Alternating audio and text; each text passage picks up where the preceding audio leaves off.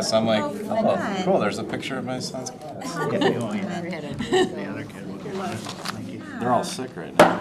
This meeting of the Board of Education is called to order. Please stand and join us in the Pledge of Allegiance. I pledge allegiance to the flag of the United States of America and to the republic for which it stands, one nation, under God, indivisible, with liberty and justice for all. Thank you. Welcome to our meeting. Our first job this evening is to approve our agenda. There's a motion on page 2, please.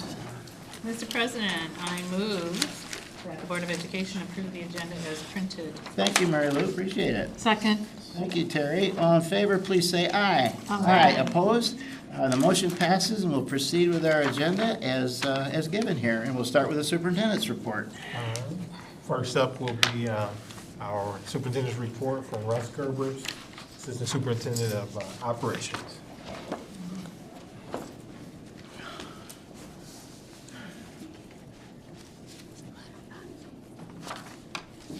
Now, I turn it on every time I come off here. Won't forget. Good evening, Board. Superintendent Edwards here to give you guys an update on the construction progress taking place at Woodland Elementary. Last time I talked to you about the weather really taking a hit on us being able to be really effective out there. We're keeping moving, but the weather was tough the last 2 or 3 weeks ago.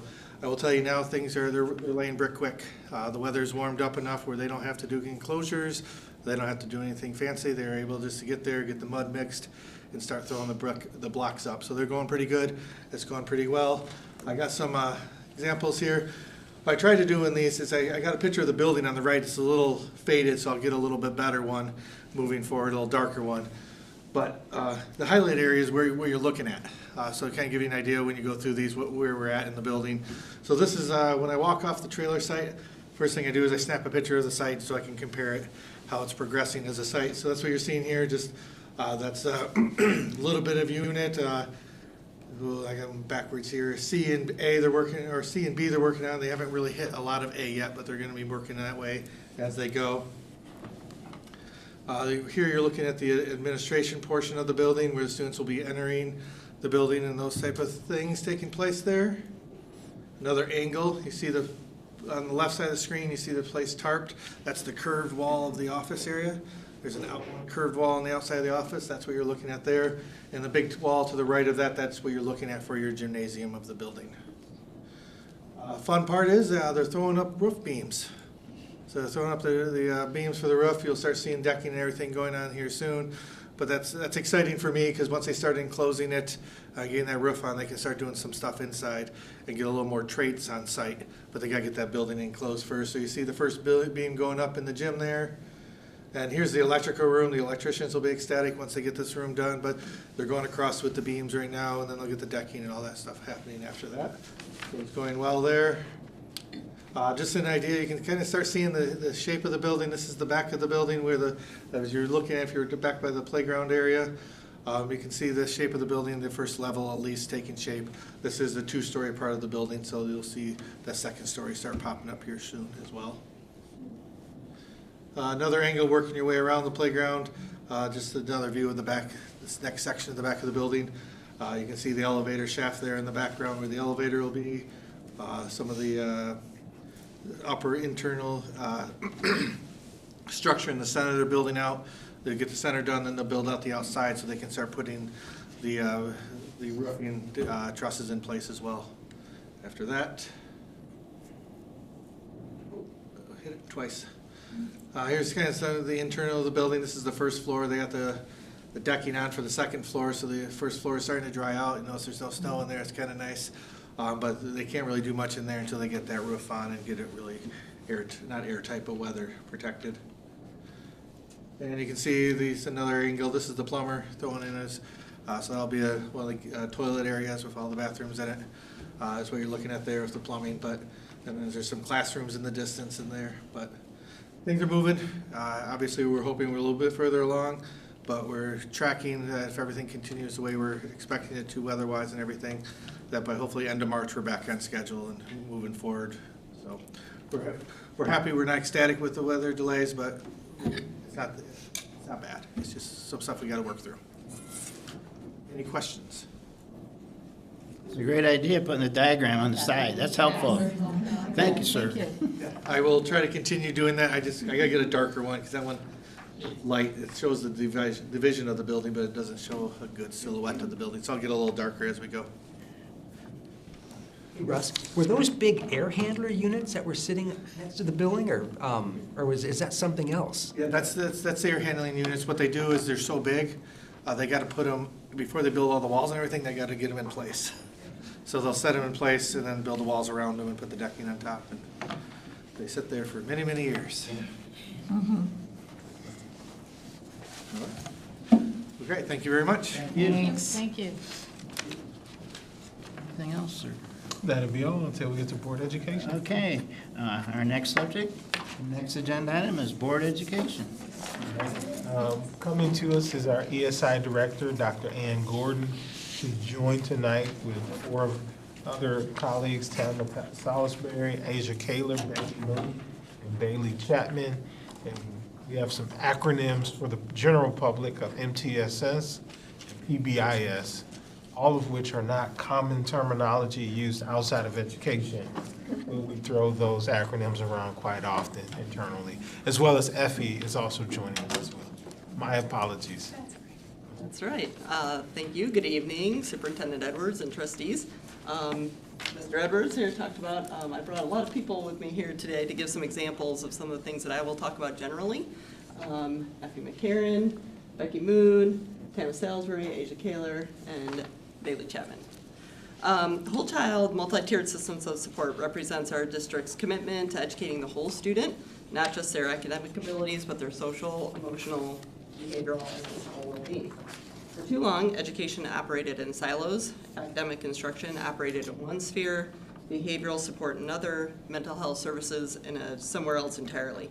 But children do not come to us in compartments. A student struggling with anxiety cannot simply turn that off during math class. A student who experiences trauma over the weekend does not leave that at the door on Monday morning. A student who lacks strong social skills will struggle to participate in collaborative learning, no matter how engaging the lesson. The multi-tiered systems of support framework allows us to integrate all of these elements into a cohesive, coordinated system. Rather than waiting for students to fail before we intervene, we proactively provide high-quality universal supports at Tier 1. We monitor progress continuously, and when students need more, we provide targeted Tier 2 supports. For students with the most intensive needs, we offer individualized Tier 3 interventions. We apply the same framework across academic, behavior, social emotional learning, mental health, and all aspects of student development. This approach is both efficient and equitable. It ensures that no students fall through the cracks because their needs do not fit neatly into one category. It allows us to use our resources strategically, providing the right level of support to the right students at the right time. And it reflects that when we support the whole child, achievement follows. Healthy, supported, emotionally regulated students are ready to learn. This visual represents our comprehensive approach to building a positive school culture and climate that supports the whole child and engages our entire community. We have 6 interconnected pillars that create a supportive school environment. Our positive behavior support system provides the structure and expectations that help all students succeed. We integrate mental health supports and trauma-informed practices, recognizing that many of our students have experienced adversity and need responsive, compassionate approaches.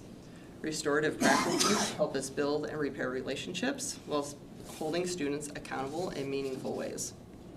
We also prioritize family engagement, understanding that strong family partnerships are essential for student success. Our focus on social emotional learning and 21st century career skills prepares students not just academically, but for life beyond school.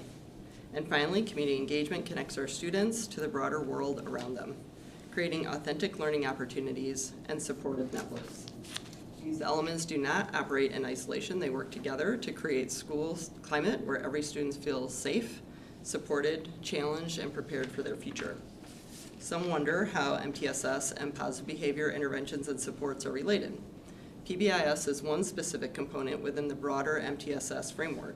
PBIS is a part of MTSS, not a synonym for it. MTSS is a comprehensive system, while PBIS focuses specifically on behavioral expectations and support. And Abby is going to talk a little bit more about that. So why does PBIS matter? PBIS represents the fundamental shift to how we support our students. Rather than focusing solely on the academics, this approach recognizes the students as whole people with social, emotional, and behavioral needs that directly impact their ability to learn. At its core, PBIS is preventative. So through their tiered approaches, we can identify and support students before challenges become crisis. This is not a program with a start and an end date. It is a continuum of supports that adapt as students grow and their needs change throughout their educational journey. PBIS also advances our equity goals. It incorporates cultural responsive practices. We ensure every student sees themselves reflected in our support system and feels genuinely valued.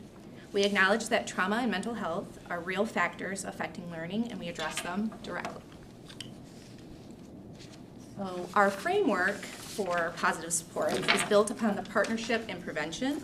We begin by bringing together students, families, and educators in a collaborative, defined way of what positive behavior support looks like in our schools. We also establish some clear expectations and identify the social, emotional, and behavioral skills our students need to thrive.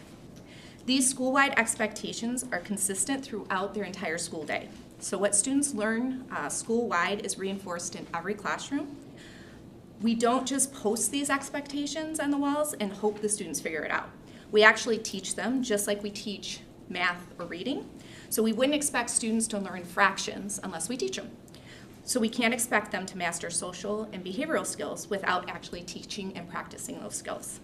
When students meet our expectations, we celebrate that and build on their successes. When they struggle, we teach. We treat behavior challenges as opportunities to learn and grow, which protects relationships and supports students' mental health. Students feel safe when they're able to take risks, when they know mistakes won't damage their connections with the teachers and peers.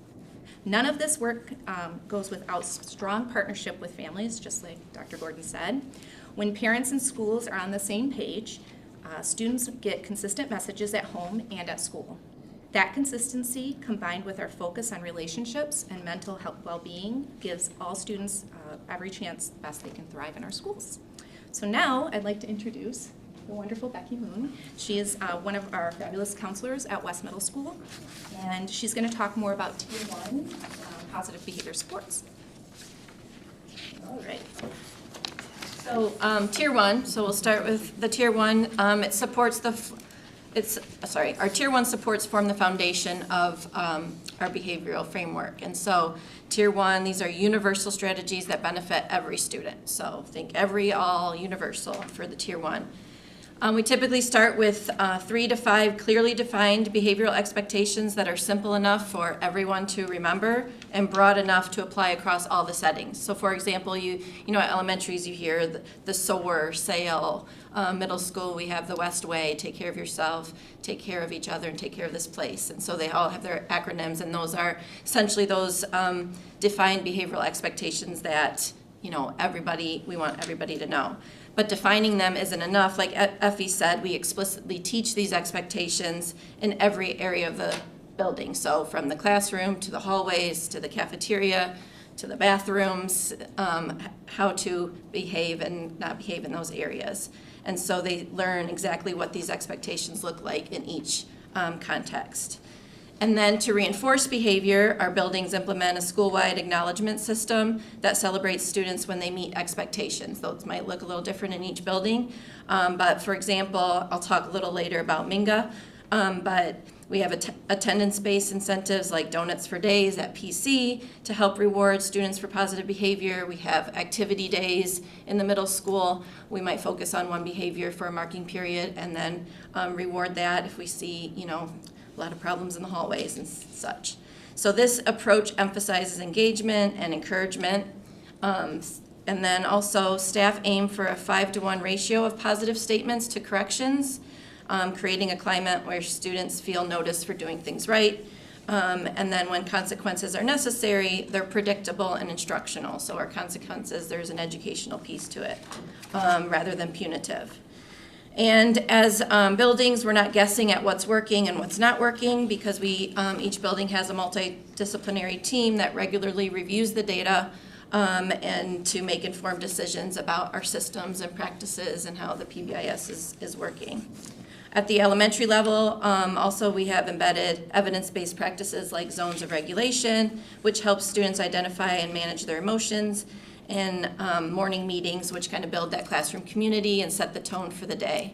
In middle school, in like secondary, middle school, high school, school counselors play a vital role in Tier 1 and some of those things. And middle school, we have like Monday huddles, somewhat like those morning meetings. And then at the secondary level, we have PBIS teams who are setting the tone and supporting all of these efforts. So one highlight, I'm standing in for Mr. Bailey, but we have Minga this is one of those school-wide ways that we have, it's all PBIS stuff in one. And so Minga is a platform. It provides consistent communication for all students. So we're using this for passes, for instead of our little positive behavior tickets, they're getting praises through Minga.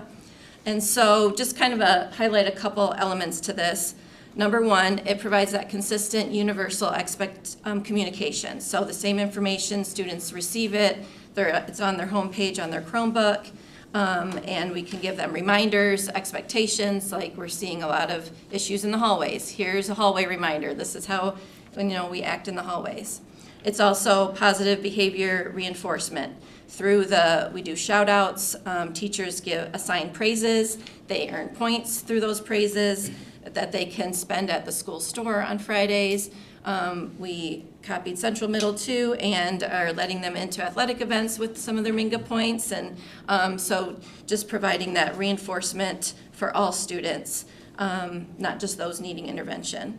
And it also helps with clear expectations and accountability. That's how they use their hall passes. And so we can, see trends with students and see if they need more support. And then the guidances and the praises are given by teachers. Parents get notification now, and so that opens up the door of communication between the student, teacher, and parent. And then it is just that platform to build community. We have interactive features like Mr. Bailey will put up little polls of the day, little surveys that everybody is engaging with. So our SST team does use that data to see who needs additional support. So these Tier 1 supports, like I said, are the foundation. They create a strong foundation that serves all our students, while they also help us identify students who need some additional support in Tier 2, which I'm going to hand off to our fabulous assistant principals at Portage Central, Nathan and Tammy. Hi, everybody. We're going to talk a little bit about Tier 2, but it's really, really difficult to follow up Mrs. Moon and not talk about some of the fantastic things that we have going on in Tier 1 in all of our buildings. So I would encourage everyone to, if you have an opportunity, talk with teachers from different buildings and different staff members. There's a lot of good things happening in Portage at the Tier 1 level, which support all students.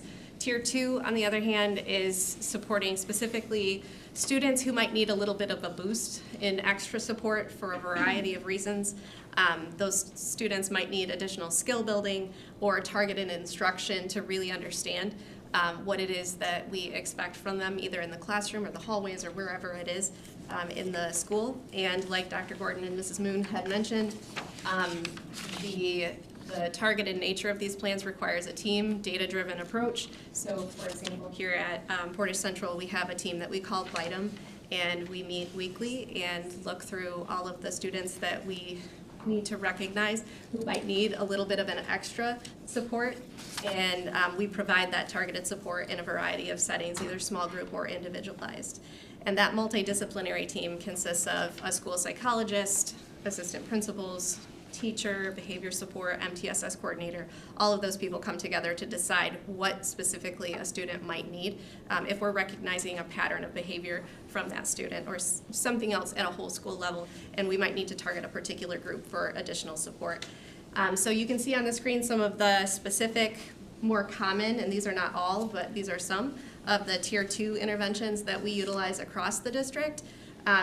We are specifically going to be talking a little bit about check-in, check-out procedures, peer-to-peer programs, restorative practices, and other supports and programs that you are probably familiar with, like sensory spaces that you're all designing as part of your facilities management, and then also learning opportunities that focus specifically on employability skills. Yeah, so we're just going to go over, expand a little bit on some of the Tier 2 supports and interventions.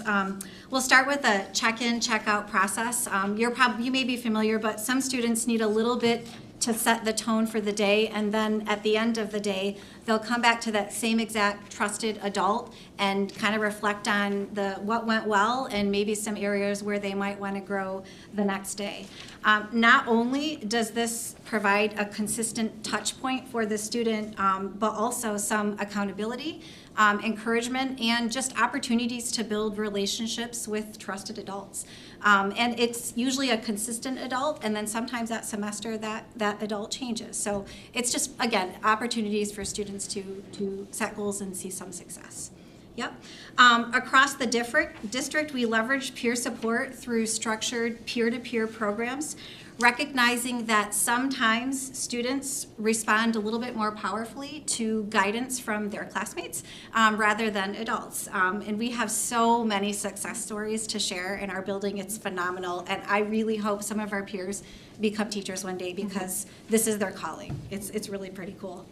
Yep, similarly, staff throughout the district are trained in restorative practices and de-escalation techniques and strategies that provide support to students in navigating conflict because it happens. It happens all the time to the students that often they've not had conflict until maybe high school, and then here it comes. And so staff really are a huge support in that. For students that have maybe sensory or regulation needs, most buildings, and I love that the new buildings, the design, it's so exciting to see there are more spaces incorporated, but they have scheduled sensory breaks in spaces that have tools, but also are really close to services that the students might need support from. I do want to highlight most buildings in our district have an emotional support dog. We have one. His name is Toby, and he lives with my family, but he does such good work at school. At home, you wouldn't always know it, but at school, he's phenomenal. Yeah. And then when possible, schools might we try to offer meaningful jobs for students during the school day that give them some responsibility. It builds confidence, especially when they get positive feedback from their supervisor, and creates kind of a sense that I'm contributing to my school community. So all of these, again, are more intensive than the universal supports that we would offer at the Tier 1 level. And we wanted to highlight one of our specific examples by talking a little bit about our partnership with Griffin Place, who serves in our building for conflict resolution and community building supports for our students. And just this is a picture of us at the Tier 1 level using one of our incentive programs for positive rewards. This is us handing out donuts. The people that you see around those adults are all part of that multidisciplinary team that supports students. But we do partner with Griffin Place, and we will talk a little bit more about that. Yeah. We're incredibly, incredibly grateful for the district support of our community partnerships that serve students at the Tier 2 level. And one of the ones that we wanted to highlight today is our partnership with Griffin Place, who provides restorative practices services. Restorative practices focus on providing support and teaching conflict resolution skills with the goals of restoring relationships and repairing harm to both individuals and their community. So the team, like I said, that you see up there around our Welcome Center counter will meet weekly, and we will learn sometimes from a family or from a student that a student might be avoiding a particular space or a situation at school. They might even be avoiding school altogether, and in those cases, our team will meet. We'll try to figure out if this is a situation that we want to refer to Griffin Place, and then we will attempt to communicate with those parties in order to resolve a conflict or provide support for a particular situation to get them back into school, feeling comfortable about going to class, having conversations with a peer, whatever that might be. And in those conversations, in our experience, the students oftentimes actually don't know how to communicate with another individual that they need to maybe resolve a conflict with, or understand a situation or a perspective better. And so then that is the point at which our team might refer to Griffin Place to support that conversation between parties or within a group of students. So Asia will talk about some of those specific types of scenarios where we would refer to Griffin. Yeah. One of the most common referrals is when conflict occurs between students. It may be between just 2 students or maybe in a group of like 10. So we see it all. But just some examples of some of the ways that Griffin Place supports our students. One of the most common examples is when a student doesn't like something their friend is doing, but they've kind of let it go for so long that now it's been really challenging to communicate to their friend, I don't like that anymore, this is not okay. And so Griffin Place will facilitate conversations to help the students talk and set healthy boundaries, and also hopefully conserving the friendship so they can move forward in a positive way. Another example is navigating a much needed change in a group norm. Maybe they've been interacting in a way in their group since middle school, and now they're in high school and it's just not okay anymore. So kind of navigating, having conversations with maybe a group of kids, like how does this need to change, y'all? Y'all aren't really happy with it anymore. And then also just relationships evolve and they change, and navigating the social dynamics in evolving relationships is really hard.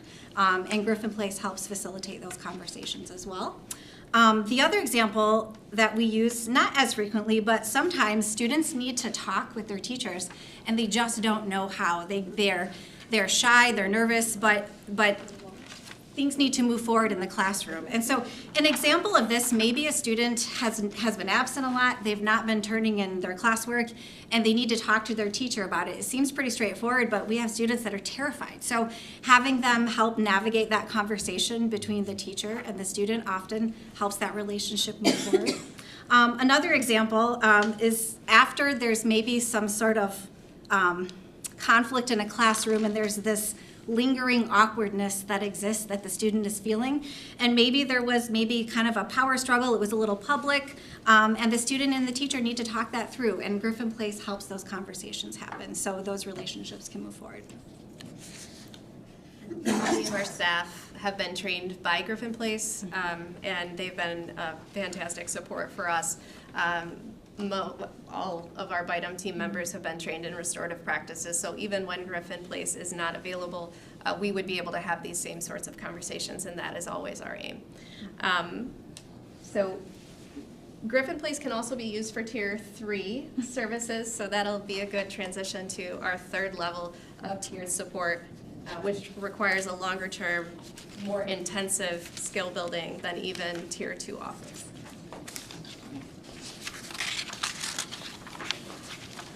All right. I'm Bailey Chapman. I am one of the multiple school psychologists who work here in the district, currently serving at the elementary level. So believe it or not, despite all the wonderful supports you just heard, there's still a small percentage of students who just need a little bit more. So typically about 3 to 5% of students are showing a need for more intensive or individualized interventions based on whatever their unique needs might be. So at this level, we are using data and database decisions to make comprehensive plans through the functional behavior assessment process and collaboration between different educators, specialists, parents, sometimes even the students themselves providing input on a plan. These plans help us identify the specific functions of challenging behavior. So why is this behavior happening? What are they trying to tell us with these actions? So that we can outline proactive strategies to prevent that behavior from happening, teach replacement behaviors for them, and then provide consistent responses from staff, whether it's positive reinforcement or whatever our response is to when those behaviors potentially continue to occur. So alongside these individualized behavior support plans, we often are providing individualized social skills instruction tailored to whatever a specific student might need. So repetition, practice, and personalized feedback necessary for them to learn new skills that they might not have had the opportunity to learn yet in their lives, or to practice and kind of utilize on a daily basis. So the key to Tier 3 is that it's individualized to the student. So what works for one 5th grade boy might not, or likely will not, work for the one right next to him. It really depends on what the individual student needs. These supports require significant time and investment from staff and from families, but these have shown that students need these supports. Our most struggling students need these supports to be successful and to feel successful throughout the school day.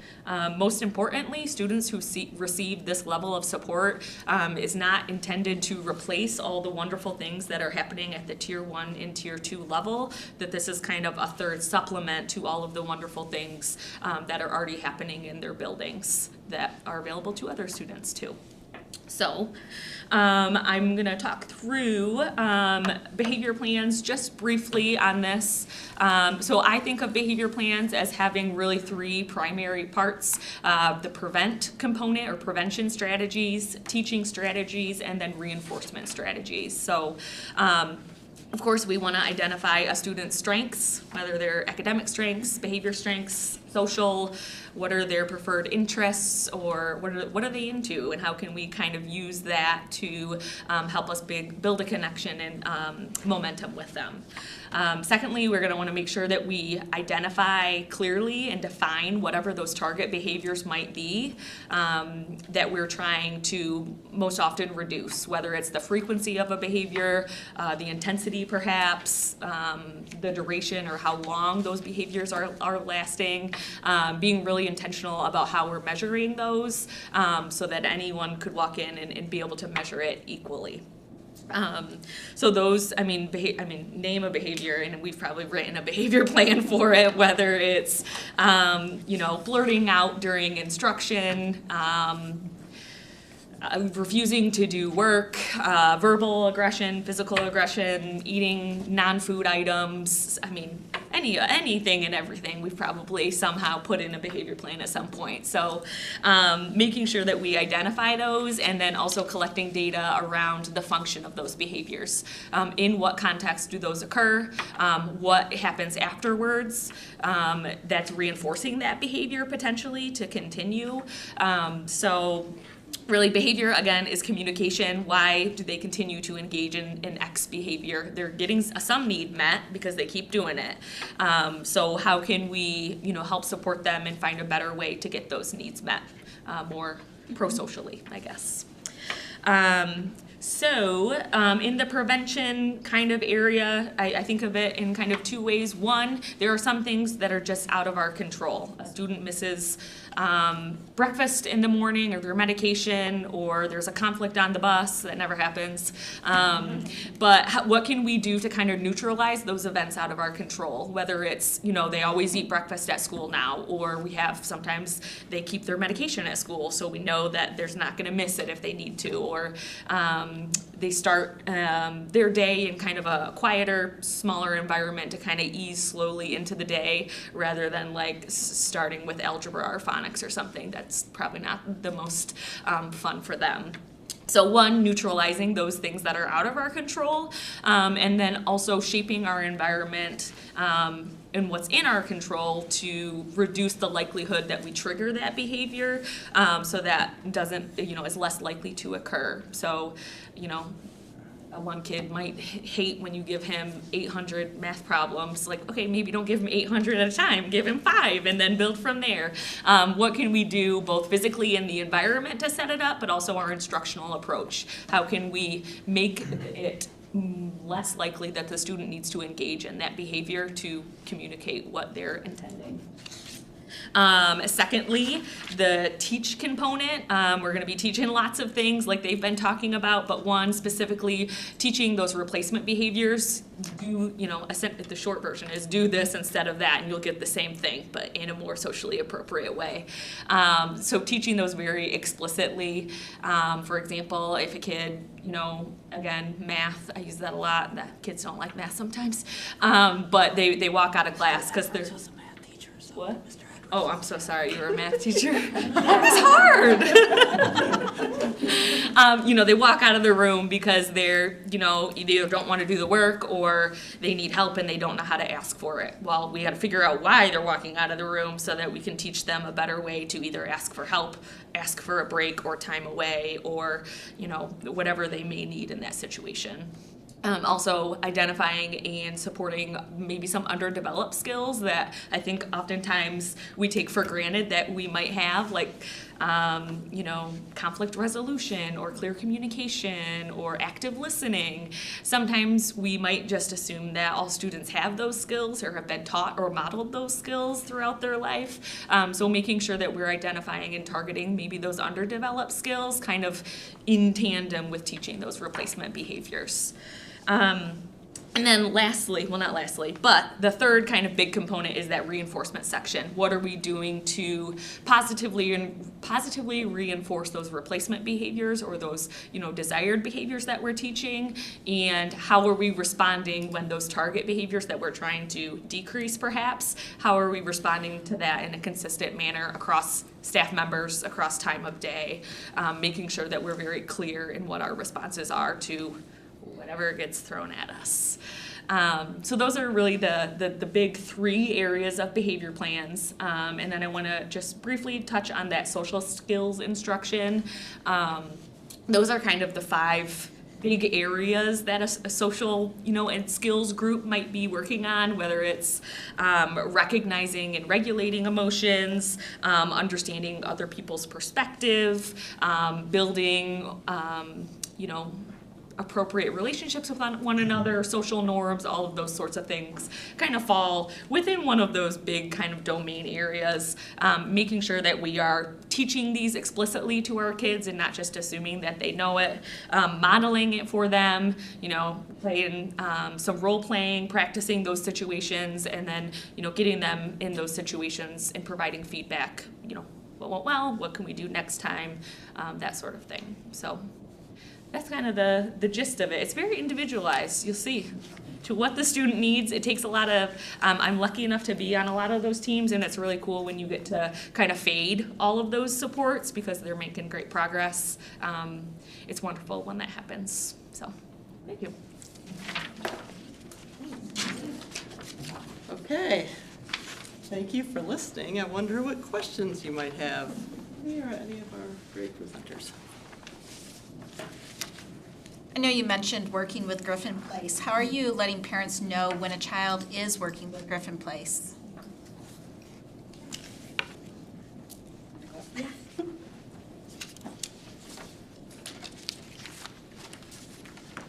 Really depends on the situation. Sometimes students will come to us independently and ask if they can be referred.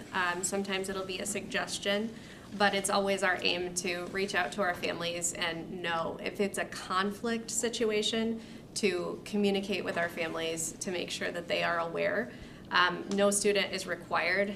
One of the components of restorative practices is always by invitation. So no student is required to participate in those conflict resolution strategies. A forced apology isn't part of repairing community. It's inauthentic, and so that authenticity is a large part of what we're doing, and we want to keep our families involved, especially when it is a conflict-laden situation. We want to make sure that the student and their families feel supported in those measures.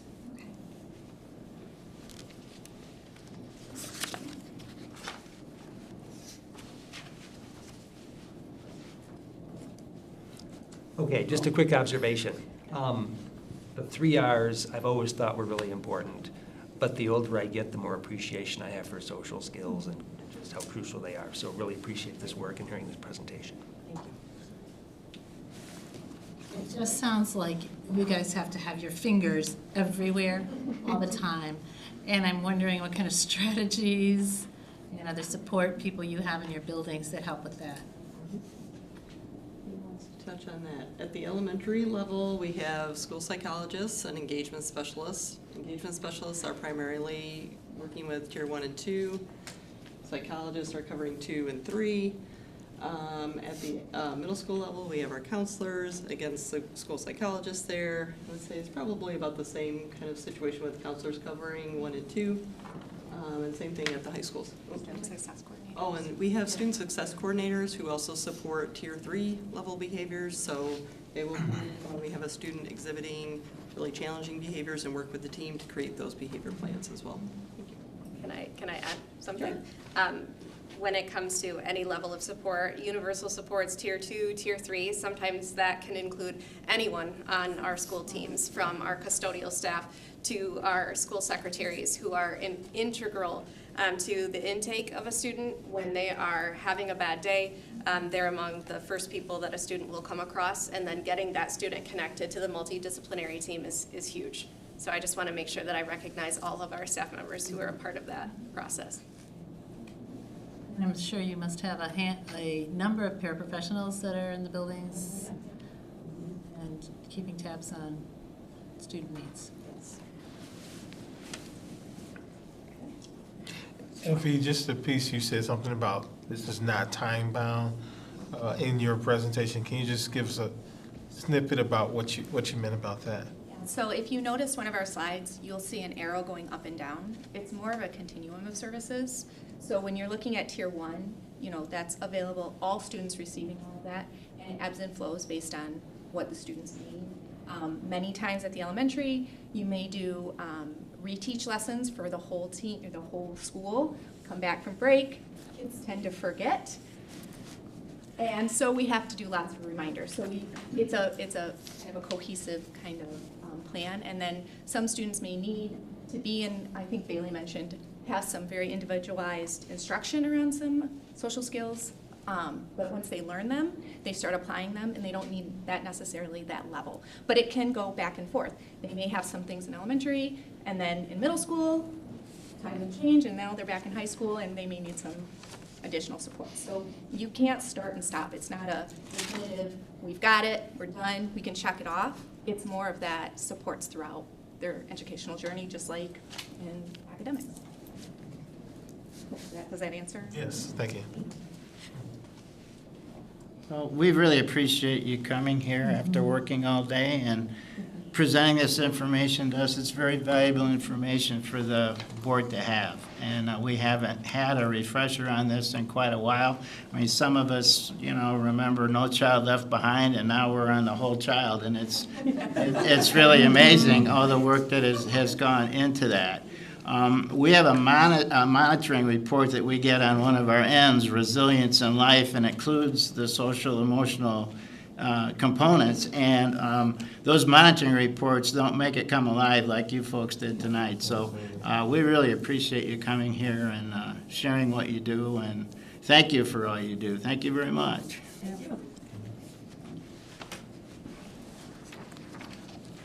Okay, we'll move on to comments by citizens. Does anybody wish to address the board this evening?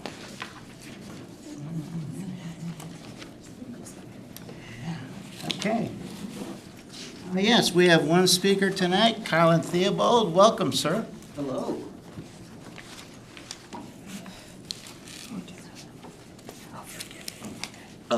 Really quickly, I would like to give the board a photograph for context. Am I allowed to do that?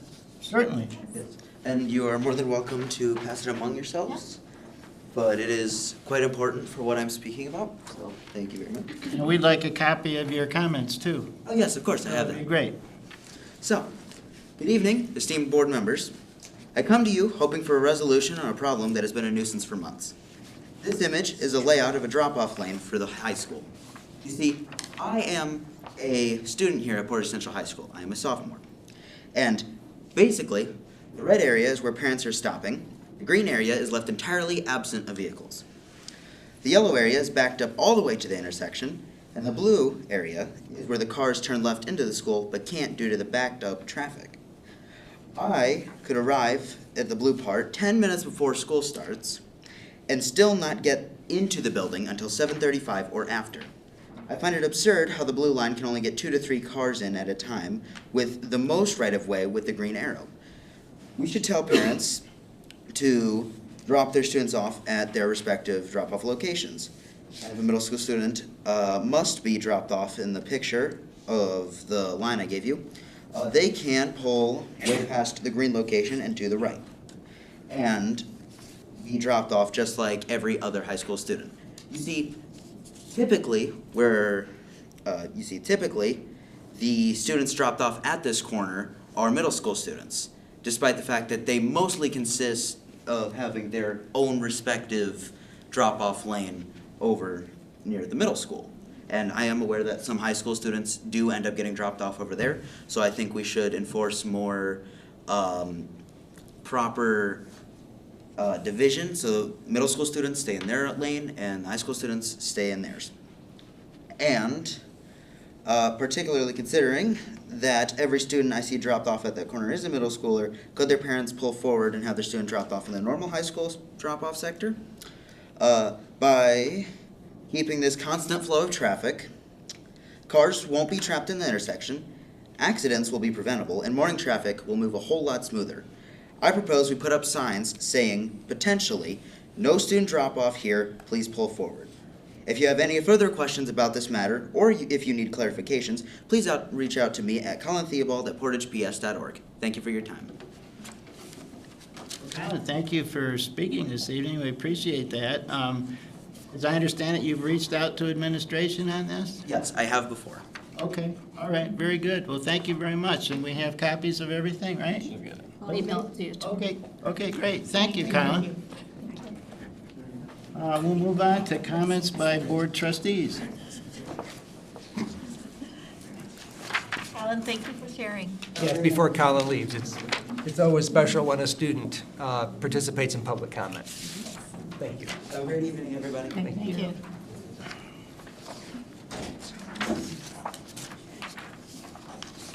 Any trustee comments? Well, it's just refreshing when students recognize that these are issues, and that, in my estimation, most of the time it's the parents that are refusing to move, not the students who are objecting to being dropped off wherever they're dropped off. So I believe that there are signs there that I have seen when dropping off my daughter repeatedly, and they're not followed. I have just a comment. I want to kudos to Portage Northern Drama Department and Portage Central Drama and Music Department.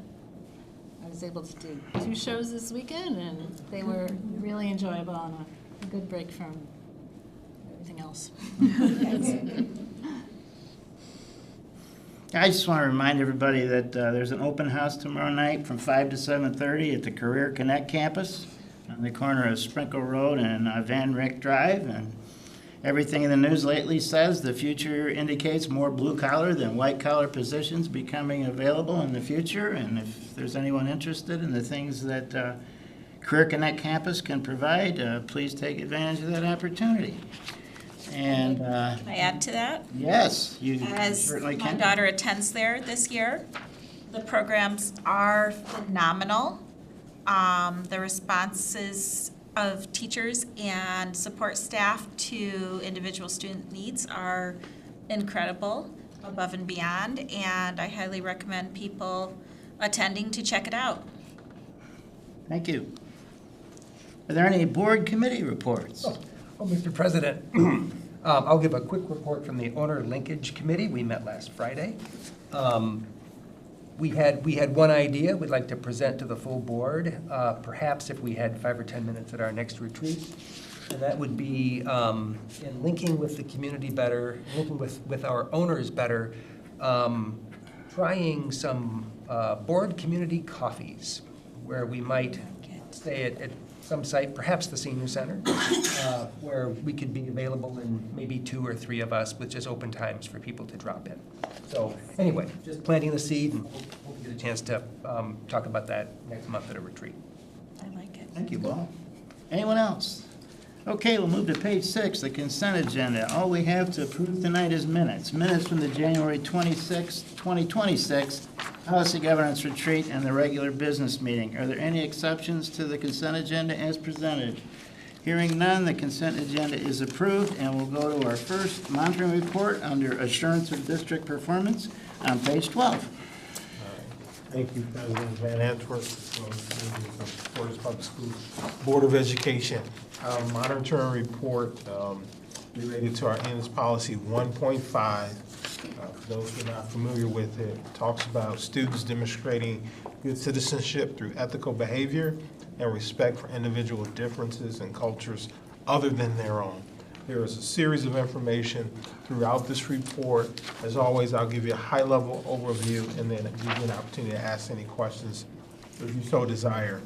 One, we spell out some definitions related to chronic absenteeism, victims of violent crimes, illegal possession, theft, student attendance, bullying, and expulsion. We tried to align those definitions with Michigan school data or MI school data, which some of you may be familiar with. The other source we used was the National Center for Educational Statistics. Related to that, there are 3 sub-areas, one being ethical behavior, respect for individual differences, and respect for cultures other than their own. Throughout this report, as you heard tonight, we have a strong partnership with Griffin Place, and they facilitate our restorative circles and other mediation services. In addition to that, we have 2 school resource officers. Their home base are our 2 comprehensive high schools, but they essentially split the district in half, essentially 7 and 7, which they're responsible for. We also have a strong working relationship with Katie, with our local police department, because they help us out in the mornings in terms of providing extra oversight for morning drop-offs and the like. You also heard today about our multi-tiered systems to support, PBIS, by this fine group. Later in the report, there's a reference to our coordinator of school mental health initiatives, Mary Ann, who's done an outstanding job for us, coming from outside of the school circles, but now with us the last couple of years has been a great addition to our ESI department. Moving over to page 17 of the board packet, these are just some examples. These are not all of them, of some of the things we do related to those 3 areas we talked about. Everything from voter registration drives to bread lifts. We've gotten a lot of notable publicity around our kindness that our students share with bread lift. Specifically, their service through IB programs, the National Honor Society. We have days of kindness. We have anti-bullying assemblies and activities. Online digital citizenship classes, which is becoming more and more important as our students, as you know, have access to lots of content throughout their digital space. SAVE, Students Against Violence Everywhere. As you heard through our PBIS, our schools teach character traits throughout each month. It also is their school-wide PBIS practices that was also referenced in today's presentation. Pages 18 through 24 is a series of graphs, which I will not bore you, but they talk about how we relate to the state as it relates to chronic absenteeism, attendance, victims of violence. We also talked about students involved in certain incidents. As you can see, in some cases, we follow state trends, and in many cases, our data is better than our state averages as well. Moving on to page 25, we talk about respect for individual differences. We have a number of programs throughout our district. Link Crew at the high school level is an opportunity where our juniors and our seniors mentor freshmen as they transition to high school.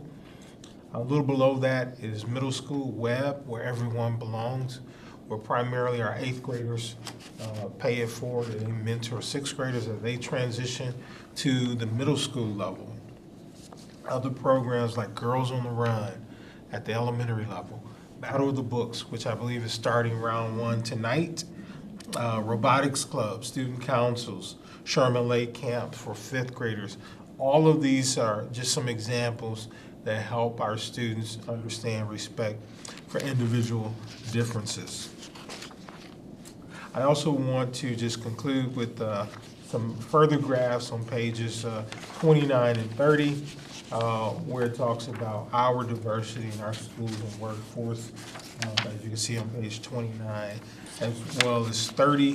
So without going through all of this information in its entirety, it does include Black History celebrations, Women's History celebration. As we know, that February is Black History Month, and there's a number of activities going on throughout the district. I was able to be a guest speaker virtually for Morrisbridge Elementary School, and I was able to talk to the students for roughly 5 minutes.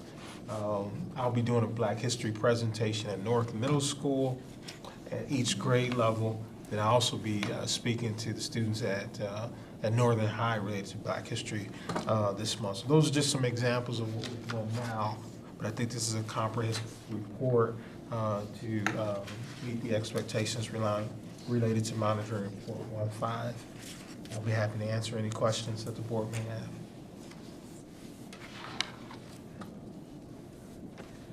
I don't have a question, but I just wanted to highlight that some rating services rate us down on diversity. And it's interesting when you look at EL students with Spanish as a primary language, that's over a quarter of our students. Correct. And our students, our language is spoken by our students, 3-year trend. I mean, we're at 57 different languages. That's phenomenal, and Teresa Ford and her team does a great job. She does a great job, primarily because of the fact that she's able to navigate all of our various families, know their specific individual scenarios, and provide the resources for that.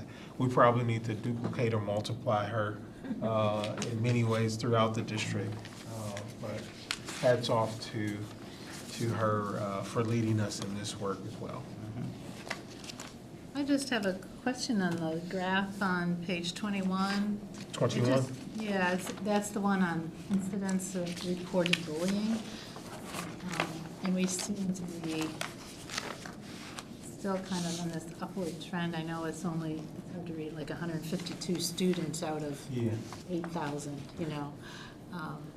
So I'm just curious, like, why is there this, does the state not follow the same reporting guidelines that we do? Yeah, so Dr. Pasco will do a more in-depth, he does every June, I believe, he does a more in-depth report related to the bullying, and he's not here tonight, so I don't want to speak for him as well. But we do take it serious in our district, and you know, that definition around bullying across the state may not be as uniform. So not to say that they don't take it serious, they may just not, you know, individual schools are over 500 plus school districts. Every scenario just may not. One district may call something bullying, another district may not determine that it rises to that level. So it's not uniformity on how every person identifies it. That's what I thought. Because we certainly have a number of programs within our schools that are addressing that issue. Correct. So that was my question. Thank you. Yep, thank you. You know, when he gives that report, I'm always amazed at how many of those students are repeat offenders. Correct. It's the same students, you know. Yeah, yeah. Any other questions? Any other questions for Johnny? Well, it's a great monitoring report. I think we should approve it. There's a motion, please, on page 12. Mr. President, I move that the Board of Education accept monitoring report 1.5 ends as a reasonable interpretation and evidence of compliance with policy. Thanks, Mark. Is there a second? Second. Thank you, Terry. All those in favor of approving the monitoring report, please say aye. Aye. Opposed? The monitoring report is approved. And we'll go to our next one, monitoring report 2.4, financial planning and budgeting. All right, monitoring report 2.4. This global board policy talks about our financial planning shall not deviate from the board's ends priority. We should not risk any fiscal jeopardy or fail to derive from a multi-year plan. I want to highlight a few areas of monitoring report 2.4 for the board's knowledge and be happy to answer questions. So 2.4.1 talks about not putting the organization at risk in those situations or conditions that described as unacceptable by board policy. In my interpretation, we make sure our fund balance is not below 7%, and the board will hear a little bit more about our fund balance and other things momentarily. We do not borrow any money from any outside sources. We meet payroll obligations as well as all of our bills with our various vendors. 2.4.2 talks about not developing a budget without conducting a formal process for planning. And so part of our planning includes obviously our enrollment projections as they are forecasted, but also we do at least 2 amendments to the budget. So we bring that information to the board, so the board is apprised of our financial standings at least twice, February and June. Moving further down to 2.43, that talks about the specificity around the fund balance not falling below 7%. The board received a budget report for 25-26 that said that we perceive that our end of the year fund balance for this year would be approximately 15%, which is more than double the minimum there. 2.4.4 talks about shall not develop a budget without employing credible projections of revenues and expenditures. There's a number of organizations that our team looks at for guidance. That includes but not limited to our House and Senate fiscal agencies, our Michigan School business officials, MASA, MAISA, as well as the governor's office. And as we're going through our various reporting mechanisms, our team, and you'll hear more from Paul and Sammy later, but our team is following the news quite closely. They're attached to webinars that are sponsored by these various organizations, and they lean on the state guidance to make sound fiscal decisions. Within that, we have different funds. We have our general operating fund. We're fortunate to have a food service fund, building and site seeking fund, as well as a debt retirement fund. So that's a high-level overview of our financial planning and budgeting, of our many things in our organizations, both academically and the arts. Our fiscal responsibility, I would also echo, is quite strong, and I'm confident in the team we have and the board's confidence in us and the decisions we've made financially to be a model district in this area. So that concludes my report for 2.4, but I'll be happy to answer any questions. Any questions? Johnny, I think you hit them all. All right. Appreciate it. Thank you. Great report. There's a motion, please, on page 32. Mr. President, I move that the Board of Education accept monitoring report 2.4, financial planning budgeting, as a reasonable interpretation and evidence of compliance with policy. Thank you, Terry. Is there a second? Second. Thank you, thank you. All those in favor of approving monitoring report 2.4, please say aye. Aye. Opposed? Monitoring report is approved. And we'll now move to our first discussion item on page 39, which concerns the MASB Board of Directors election. At our next meeting, we're going to be asked to choose someone to be on the MASB Board of Directors for Region 6. Pamela Dickinson is the president-elect of the MASB Board of Directors, and she is also the president of the Comstock School Board. When she was promoted to president-elect, Charlie Fulbright, the president of the Battle Creek School Board, was appointed. Elizabeth Odell from St. Joseph ISD is the incumbent. She served for a year. And we also have Tiana Harrison, president of the Kalamazoo Public Schools Board, running for this single seat as well. So our next meeting, we'll have to choose who we want to support. It seems like we would want to support one of our own in Kalamazoo County, but we'll leave that till our next meeting. Any questions, comments? All right. You saved the best for last. The 2025-26 budget amendment. It's the Paula and Sammy show.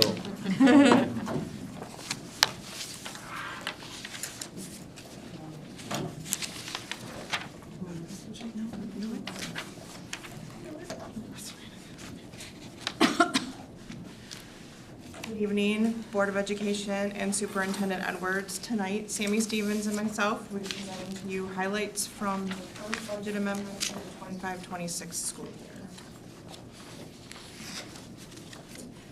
I just want to take a moment and reflect back on our budget hearing that we had on June 29th.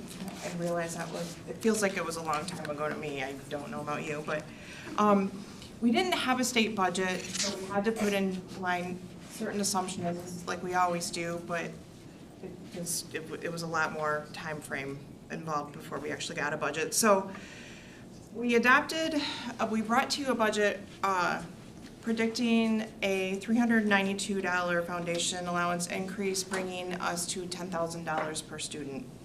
And we budgeted on a blended enrollment of 8,541.37 students. This is down approximately 44 students from the previous year.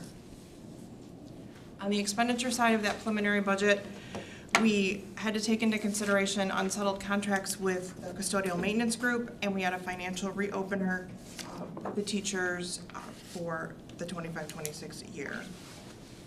We also took a new approach to forecasting our salary costs, and we developed a way that we could budget based on everybody's individual retirement election with officer retirement services to try to dial in our expenditures, to have those come in a little bit tighter.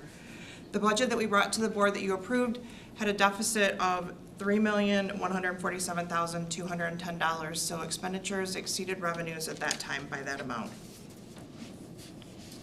We went all summer long, and the state almost shut down, and the beginning of October, on the 7th, Governor Whitmer signed our state aid package for this year. Our foundation allowance increase ended up being $442 a student, funded at $10,050 a student. Some of the categoricals still continued. The 22L transportation funding continued. Free breakfast and lunch continued. They reenacted the declining enrollment categorical, which is the 29-6 categorical for the enrollment stabilization funding. But they did shovel around or shift around a few of the retirement categoricals. We received about 4 different categoricals for retirement revenue funding through our state aid status report. They eliminated one of them altogether, the 147A1 funding, which was about $632,000 for the district. But they implemented a one-time replacement of 27L4, and we received $850,000 from that. But I'm concerned if that's going to carry forward because they were repurposing funds that weren't spent from a prior categorical. So in our enrollment stabilization, the 29-6 came in at $148,000. So this next slide just gives you a quick snapshot of what has happened to our blended enrollment that we are funded on through our state aid status report. Starting with the 19-20 school year, how we're trending downward. We did bump up slightly in the 22-23 school year, but we held pretty steady 23, 24, 24, 25, but we dipped down a little bit more in 25, 26.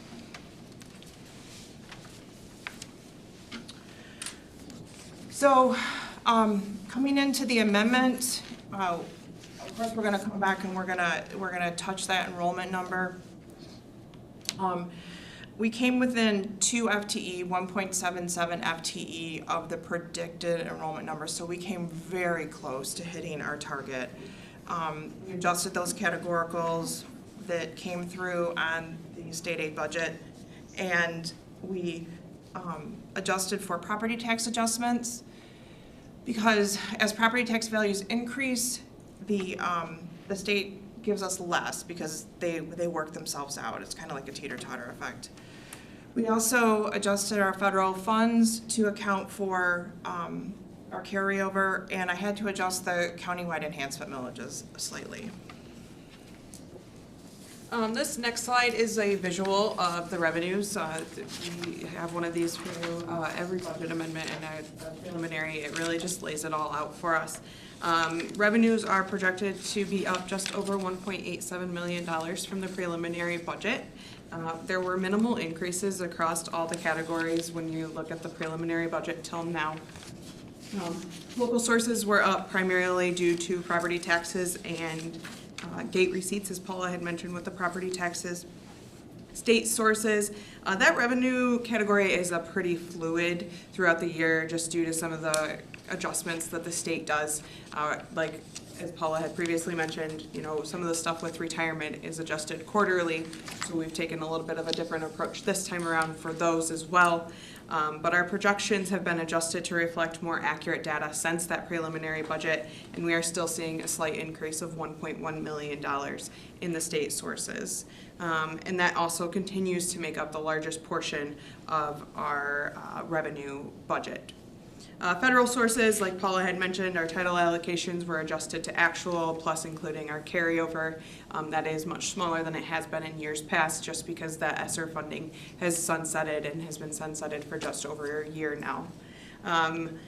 The incoming transfers and other revenue sources are definitely up from preliminary budget. That is primarily due to insurance reimbursements to help with cost offset of repairs that we've had to make, whether that be to buses or due to the fire here at Central High last spring. But there's also revenue in there from bus sales from late in 2025. As for the expenses for the budget amendment, this amendment reflects several updates since the preliminary budget. We were able to finalize the custodial maintenance and the financial reopener with the PEA. So those adjustments are made in this amendment as well. We've adjusted operational costs for current trends.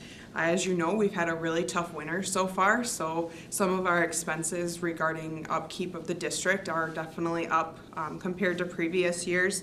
And we're learning these new trends by bringing these new buildings online and figuring out like where, you know, the electricity might sit, or gas or water, or custodial supplies might sit. So just kind of learning a new trend there as well and bringing that into the budget amendment for us.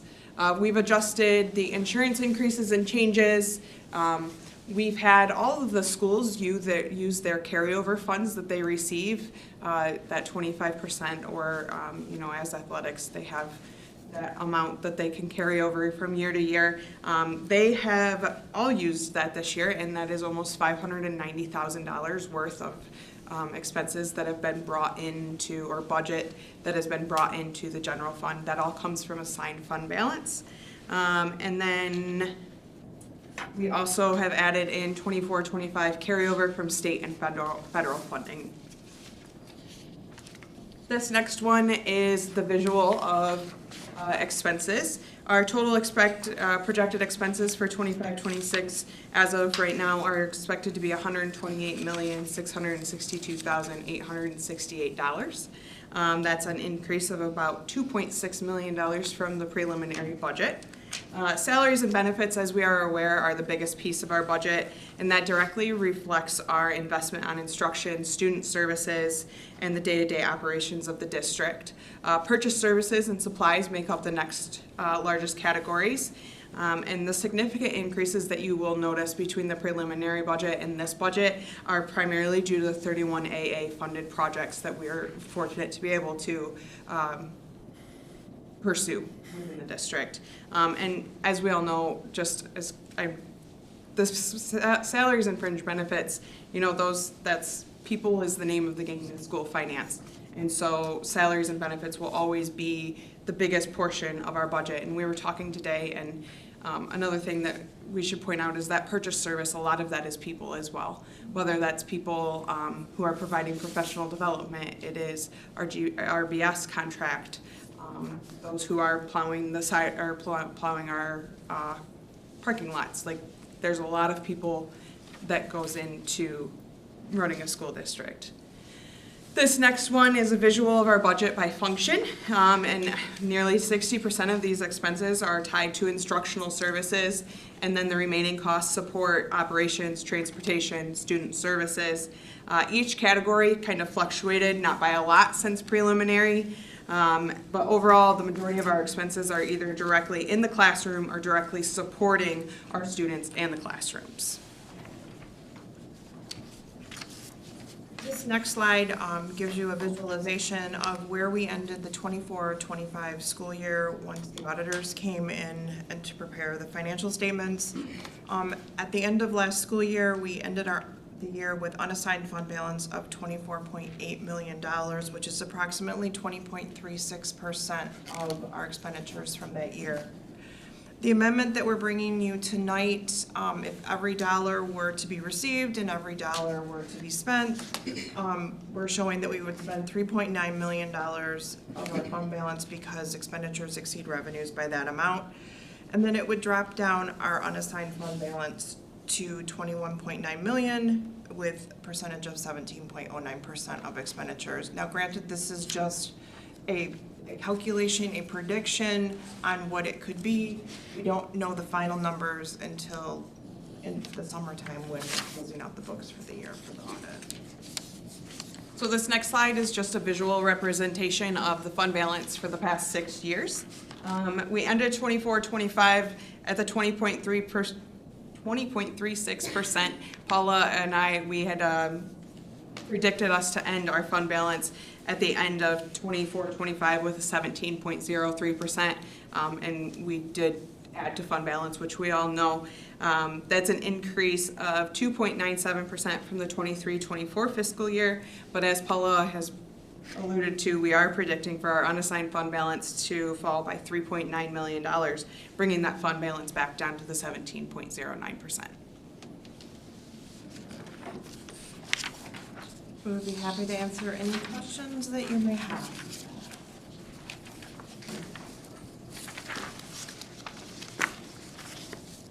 I think we're lucky that our fund, oh, you got one? Oh, go ahead. No, I was just going to say, good report, and really appreciate the kind of the fund balance trending and showing us the big picture. I mean, this is the one measure of financial performance that we have embedded in policy, so appreciate the simplicity and clarity of it. I just want to say I'm pleased that our fund balance is strong because we got a lot of uncertainty going into the budget, and the revenue conference that you reported on last month wasn't real encouraging in terms of budget estimates going down. And so, hey, thanks for the good job everybody does in this building taking care of our finances. We appreciate it. Yes. Any other questions? You know, if there aren't any other questions, we can be adjourned. Oh, thank you. Hey. I'll send it to you tomorrow. Yeah, send it to me tomorrow. But anyway, you need the board to endorse this proposal that's going forward. We have time to get it.